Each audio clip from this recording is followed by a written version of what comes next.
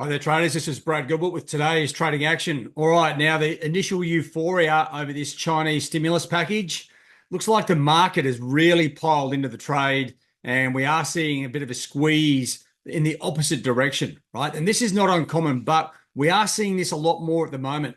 It's like the global market's getting frustrated with the fact that we didn't see that big dollar move straight away, but everyone went and got short dollars, so the dollar rallies. Then everyone sees the stimulus package out of China. They all jump in, they buy the risk currencies, Aussie, Kiwi, CAD, sell dollars across the board, and the whole market is getting polarized and caught up in looking for that quick fix, that next big trade.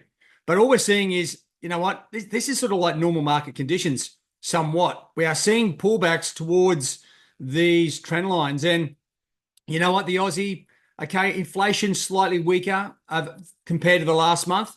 And we have seen the market factor in like a 25% chance of a cut at the next meeting, which is a big shift, right? So the Aussie has drifted back a little bit further, but the rest of these pairs are sort of primed for the next leg of the trade, which is this is the squeeze, okay? Like dollar Swiss squeezing higher, all the short positions get taken out, and then it heads lower. Now, I'm focusing on dollar Swiss primarily because one of the key events today, and there's not a lot coming out, there's a few US numbers. We've got the Swiss National Bank policy decision, right? So the range here is 0.5 to 0.25% cut, okay? With the poll sort of suggesting it's going to be 0.25, right? You have a look at the probabilities, and this is the key to actually nailing this release. And don't think it's going to be easy, right? The Swiss National Bank don't make it easy. A cut, 0.5%, 51% factored in, right? Versus 0.25, 48%. It's a line ball decision. If they cut by 0.5, you've got to expect the Swiss to fall, right? Okay, so dollar rally could be the initial sort of move, right? If it's only 0.25, well, half the market's got to factor in that, and that's where you see the dollar Swiss probably rally. You know, but 50-50 line ball, okay, it makes it a little bit hard because you're almost hedging your bets either way. Okay, what happens to dollar Swiss here? So, but anyway, let's get this Swiss National Bank out of the way. Let's focus on the overall big picture here.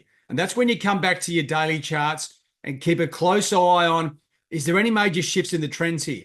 And you come back here, if you've been trading and losing some cash on the hourly charts, well, you know what? The trends here are sort of in place. Okay. Euro's going up, sterling's going up, Aussie's right at that level, Kiwi's going up, and dollar CAD's going down, as is dollar yen. Now, the moves may not be happening as fast as you want, but they are there, right? So if you are getting frustrated, just take a deep breath and relax, because the market always comes back to sort of uniformity, right? Just keep an eye on the global markets themselves, right? And if you're having a look here, actually, let me just come back to the follow the trail. It makes it a bit easier to sort of follow the equity moves against the treasuries.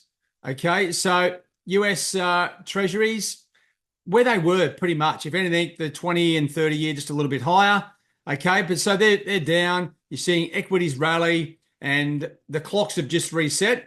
But Euro, Sterling, Aussie, Kiwi, well, at the moment they should go up, but they're actually not, right? And to me, that's because the market is very long, all these pairs, right? Or short dollars, and they're getting squeezed. So that comes back to where the trading action is going to be. Obviously, we've got the Swiss National Bank. And then once that's out of the way, we've got some more historical numbers, right? What I'm talking about is numbers that are respected in the market. Durable goods.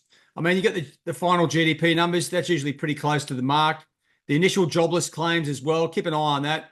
Like these are like durable goods, I'd say would be second tier. The initial jobless claims numbers like third tier. What that means is you need a bigger level of variation to get the impact, right? That's what happens there. And they got these PCE final numbers ahead of Friday's data, right? So if anything, just follow the trail. Don't rush in. Look for the optimum levels to get into the trading opportunities. And that's where you can actually avoid losing money. That's what you're doing at this phase, is avoiding losing money, looking at opportunities where the trend does kick into play. Now, if the dollar, and I'm thinking at 100%, it turns around, there's no reason to be long dollars here, except if the market's completely short dollars, of course. But see these pairs here, euro, euro less, it's back in the middle of the range. Sterling, Aussie, Kiwi. Well, the Kiwis, the Aussies had an overshoot. So if that goes back above that trend line and it comes back from a massively oversold situation, I'm expecting that to be probably one of the pairs that actually does kick on a little bit further. So keep an eye on that. I tell you what, dollar CAD, as much as I'd like to be selling here, oil is falling, right? There's that big oil trade that rushes in with the Hurricane Helena and there's if you have a look at the course, basically, you'll see the cycle of the oil trade, the start, the middle, and the end. And sometimes you can see, oil go up if they shut down the refineries. And then as they all come back online and it's not so bad, you see a massive move in the opposite direction, right? So dollar CAD a little bit tricky. Dollar yen, well, it's just minding its own business. I still like the yen higher, which means the dollar lower. But we just got to wait for this initial level of momentum to fade, right? And if I just focus here, check out all these things are overbought, right? But they're still hanging in there. Tells me that the market is very short dollars across the board. We almost need an event to flush these positions out. And then there's the dollar's got room to move lower. Whilst everyone's sitting short, right? It's not going to go down, right? Because everyone's like, no one's selling anymore because they're like, we're all short. So if they're short and caught, we just need to flush out and then the trends can move. It's like a fire going through a forest. There's no regeneration until everything burns down and then it just lights up like a Christmas tree.